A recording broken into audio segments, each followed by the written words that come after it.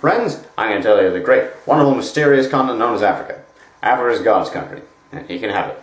Well, so we left New York drunk and early on the morning of February the 2nd. After 15 days on the water and 6 on the boat, we finally arrived on the shores of Africa. We at once proceeded 300 miles into the heart of the jungle, where I shot a polar bear. This bear was 6'7" in his stocky feet and had shoes up. Well, this bear was anemic, and he couldn't stand the cold climate. He was a rich bear, and he could afford to go away for the winter. You take care of your animals, and I'll take care of mine.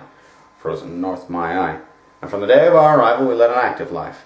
First morning saw us up at 6, breakfasted, and back in bed at 7. This was our routine for the first 3 months. Finally got so we were back in bed at 6:30. One morning I was sitting in front of the cabin smoking some meat. Yes, there wasn't a cigar store in the neighborhood. As I say, we were sitting in front of the cabin when I bagged 6 tigers. 6 of the biggest tigers. I bagged them. Bagged them to go away, but they hung around all afternoon.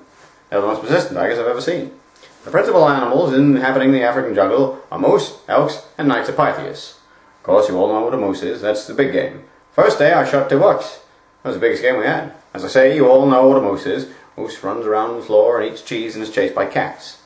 The elks, on the other hand, live up in the hills. And in the spring, they come down for their annual convention. It's very interesting to watch them come to the water hole. You should see them run away when they find out it is only a water hole. What they're looking for is an alcohol. One morning, I shot an elephant in my pajamas.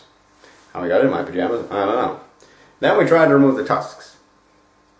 The tusks. Not so easy to say. Tusks. You try that sometime. As I say, we tried to remove the tusks. They were embedded so firmly that we couldn't bust them. Of course, in Alabama, the tusks are looser. But that's entirely irrelevant to what I was talking about. Now, we took some pictures of the native girls, but they weren't developed. But we're going back again in a couple of weeks.